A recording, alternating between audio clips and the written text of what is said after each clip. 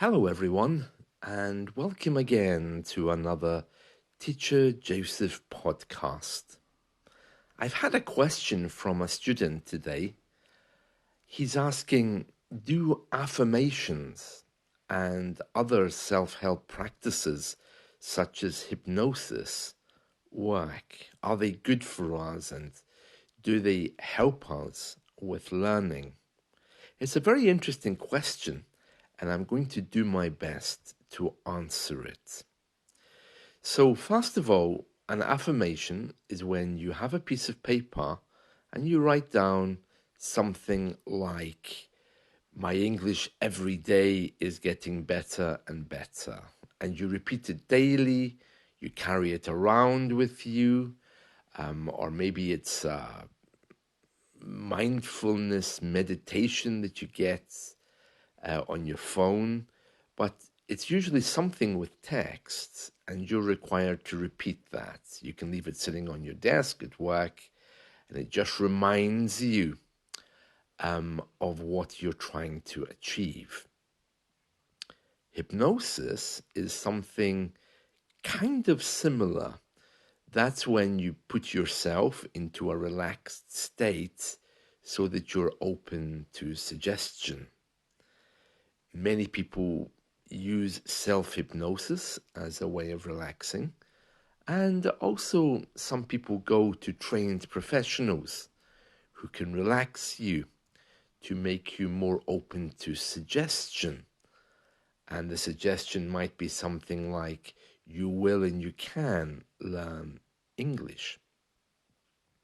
So the question is, do those things work? Well, let me begin. So my answer is you need to look behind these things to the philosophy, the idea behind them, how they work, and also what you're hoping they're going to do for you. Most of us don't think about philosophies of learning. We just tend to do. It's like we have symptoms and we create symptoms because we think they're going to help us, but we don't really have any deep philosophy about language learning or the principles of it. It's a little bit like if you're sick and you go to the doctor and you take medication. Then one day you decide to try Chinese medicine. Very few of us look into Chinese medicine and its philosophy of, I think it's yin and yang. We just use it, we take it, and we're happy with that because it alleviates the pain.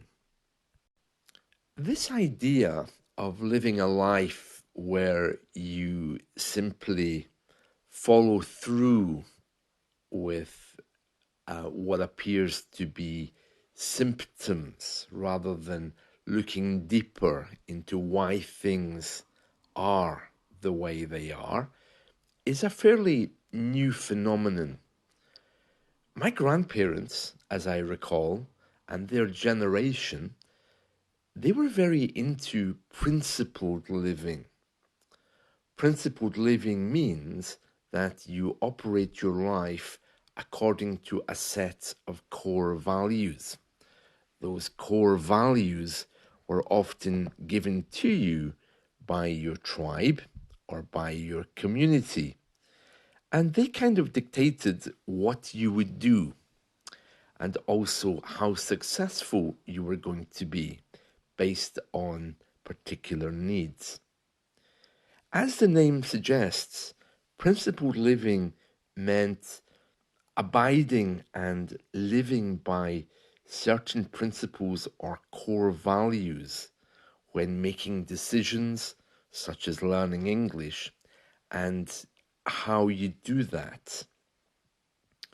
It's becoming quite fashionable again, but for most of us, we've kind of lost sight of principled living because we're richer than our grandparents used to be, And therefore, we just see something that looks attractive and we want it.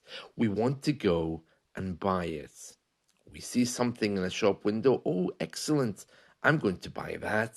And if I don't have the money to buy it, I'm going to put it on my credit card and I'm going to leave it on there until I can pay off the bill. So it's no surprise then that when it comes to learning, people don't often think about philosophies of why they're learning. It's a pity because if you think about your own key values, you probably would be able to learn faster if you align yourself with your key values and your style of learning. If you put them both together, you would have a much more satisfying experience. And that's a very different thing from saying, okay, well, I'm going to learn English today. Let me order a grammar book on Amazon. Okay, it arrives the next day and then it sits on your shelf. And you think, oh, I never did get the time to read that grammar book because it's not flowing in line with your principles. And this is something which is very, very important to examine. So, getting back to my point, when it comes to affirmations and hypnosis, the philosophy that's behind these things is saying, well, your brain needs to be trained or tamed in order to learn English. Your mind needs to be put into this kind of narrow road, which will be filled with vocabulary and grammar.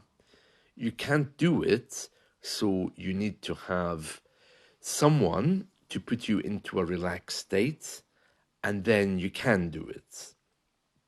Likewise, the affirmations are saying, well, naturally, you're not being affirmed with English, so you need a bit of paper to help you with that.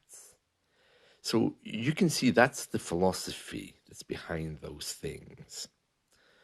As a teacher, what I found is that a much healthier philosophy for learning English is to accept the fact that you will never be the source of your own learning if learning is viewed as a commodity, something that you can simply buy and sell. I've had a lot of students who've come to me and they've just thrown money at me, expecting their English to be better. I had one the other day and he told me, I'll pay you double if you make my English better. And I could see his thinking was wrong. And despite trying to tell him that English doesn't work in that way, it's not something you can just buy and sell, he didn't seem to understand. He couldn't catch what I was saying. As far as he was concerned, he had a goal he wanted, and he wanted to buy that goal. But I was trying to tell him, well, when you lower English down to make it a commodity, you're lowering everything in your life and in your experience. There are things that you just can't buy, things you have to experience and go through, like a child learning to walk. He falls over many times. There's a lot of heartache for him and his parents before he gets it right. But that's what makes him stronger. I remember once I was a child and I was living in the countryside. I can't remember how old I was. I think I must have been maybe 8 or 9 years old. And I saw a little caterpillar and I could see that it was transforming into a butterfly. Its cover, I don't know how you would describe the cover of a caterpillar. Its skin, maybe, or chrysalis, perhaps is a good word to use. I could see that it was open, and inside it was something that was emerging. So I thought to myself, "Oh, great! I'm going to help it." So I got my pen knife. I think these days we call them Swiss Army knives. And I cut open the sides of this chrysalis to let the butterfly out. But when it came out, it got into the air for 2 seconds and then landed on the ground and died. Of course, I was devastated. I rushed home and I told my parents what had happened. And they told me, "You shouldn't have done that because the butterfly, when it's trying to get out of the chrysalis, it's strengthening its muscles. It's taking exercise to get itself ready for flying. You can't just free it because it won't have the muscle strength to fly. It has to go through that kind of pain and exercise to make it strong. And then it can fly. So when you come along and just release it, you're effectively killing it." And of course, I was very upset. Putting all this into perspective, when it comes to language learning, you need to have your philosophy in place.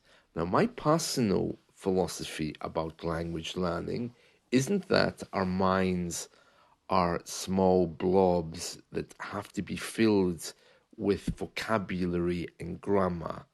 I find that really unhelpful because it's egotistical and it's selfish, and it immediately separates you from other people.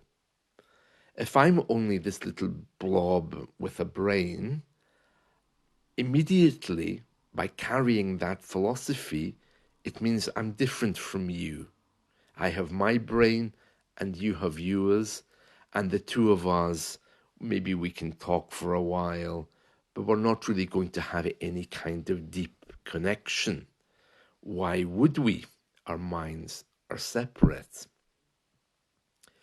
After many years of teaching, what I've discovered in my own personal philosophy is that to think of ourselves as having one mind where information can flow between us, to a teacher, to a student, from one mind to another, carrying that philosophy helps me to teach people. It also helped me to uncover things about what's going on in their minds and also the beliefs that they hold about language learning. When you see language learning in that way, it offers you higher and more infinite possibilities. You don't just have a brain where you're pouring in vocabulary. You have people that you want to meet, people you can connect with. If you have one mind, you can almost feel people's words radiating with you. They kind of make you reflective. They kind of touch you in a deeper place. It's like if you hear a piece of beautiful music and it sends something special to your heart. It makes your skin tingle. I'm sure we've all had those experiences. Those kinds of experiences tell us that we're not just little physical blobs. It's impossible to define exactly what we are, but there is some shared subconscious memory there. These days, linguists and neuroscientists are beginning to uncover this thing. They're beginning to understand that we all have a shared experience. You can call it something from Carl Jung, the the great psychiatrist or psychologist if you want, or you can just call it very basic spiritual living. It doesn't matter what label you put on it, it's there. So, for me personally, affirmations and hypnosis can't be part of my experience because the philosophy behind them is very, very individual and egotistical. Now, you could write something down on a piece of paper. I want to be better every day. But who is that I that you're talking about? Is it that one shared mind that I'm referring to? Or is it just reinforcing this idea that we are just little blobs of physicality? There's something else there. And if we get in touch with that, then it will serve us. So, my answer is this: affirmations and hypnosis, if the philosophy behind them matches your philosophy, then use them. But beware, because all they're doing is pushing you, the little you, rather than the larger you, which perhaps could be a community or a group of language learners, forward. Many of us these days don't even know what our philosophies are because they're too personal. We've been raised in an environment where we've been taught that our responsibilities to a community, whether it's a community of language learners or a community that we actually live in, we've been taught now that we don't have any responsibilities, that everything is about us. What I found is the people who are most successful in language learning are the people who are more open, open to new ideas which don't just come from themselves. So, with that in mind, I wouldn't use hypnosis as a way to reinforce my language learning. You probably picked that up from other podcasts that I've made. So, again, they are good if you are carrying the philosophy that they represent. So, let me challenge you today. What philosophies or principles do you have in your life which you need to align with language learning? What key things are there that are important for you? If you're the kind of person who goes and does charity work every Saturday helping the community, then it would be clear that in order to move forward, you really need to be within a group of learners, for example, online or whatever. Whereas if you're the kind of person who works alone to achieve what you want alone, only for your own benefit, then perhaps language learning opens the idea for you to grow. As I've often said, language learning can't exist alone. It needs to be shared amongst the whole community. That's its purpose. I know many of you are saying, oh, I don't want to talk to people. I don't want to step out of my comfort zone. But to be honest, it's the only way. So does hypnosis and affirmations, do they help with that? Well, that's a question that only you can answer depending on your own philosophies. For me personally, I don't find the philosophy of being one small individual being topped up with vocabulary and grammar helpful. I think what I'm discovering now with my age and experience is it's more about love and how you approach these kind of subjects if you're wanting to be successful. These discussions are much higher than the grammar book, so I'm going to leave it there, but hopefully I've given you some food for thought. Thanks very much, and I'll see you all again soon. Bye.